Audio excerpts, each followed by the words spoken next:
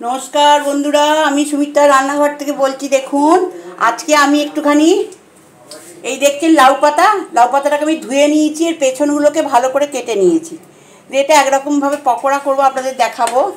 তার জন্য আমি নিয়েছি এই আলুকে সেদ্ধ করে নিয়েছি, একটু কড়াইশুঁটিকেও সেদ্ধ করে নিয়েছি। আর তাতে আমি দেব দেখুন একটুখানি বাদামকে ক্র্যাশ করে নিয়েছি, আর এটা হচ্ছে তিল, লঙ্কার গুঁড়ো, গরম মশলা, একটুখানি হলুদ গুঁড়ো আর নুন। এইটা দিয়ে আমি জিনিসটা তৈরি করব।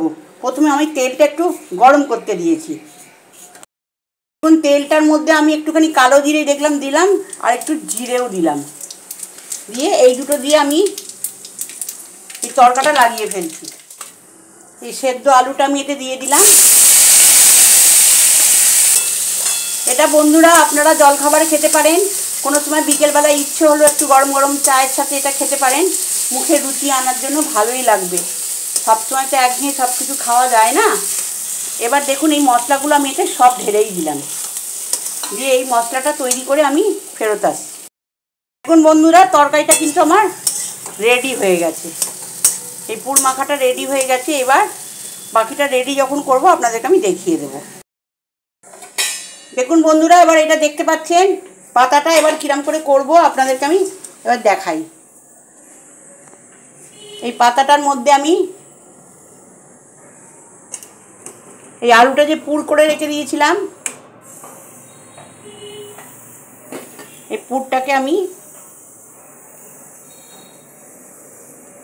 এরম করে রাখলাম।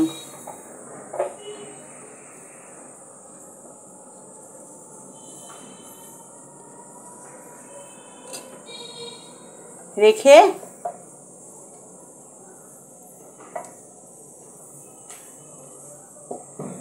এটাকে রোলের মতন করে নিলাম আমি। করে নিয়ে দেখুন আমি একটু কর্নফ্লাওয়ার গুলে রেখেছি, এটার মধ্যে আমি একটু গুলে নিলাম।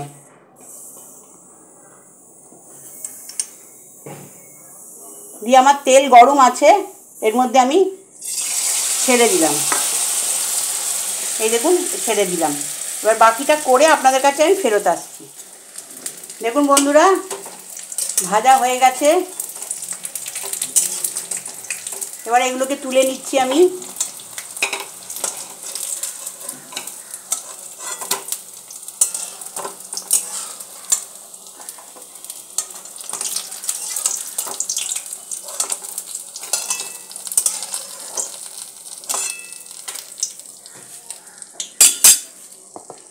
দেখুন এই রেসিপিটা সব ভাজা হয়ে গেছে। আপনাদেরকে একটা ভেঙে দেখাবো, বড্ড গরম, এটা ভেঙে দেখালে বোঝা যেত কিন্তু ভীষণ গরম। এই রেসিপিটা যদি আপনাদের ভালো লেগে থাকে আপনারা আমায় সাবস্ক্রাইব করবেন, সাইডে থাকা বেলটা দাবিয়ে দেবেন, লাইক করবেন, শেয়ার করবেন, কমেন্টে অতি অবশ্যই লিখবেন লাউ পাতার রোল। নমস্কার বন্ধুরা, আমি সুমিত্রা রান্নাঘর থেকেই বললাম।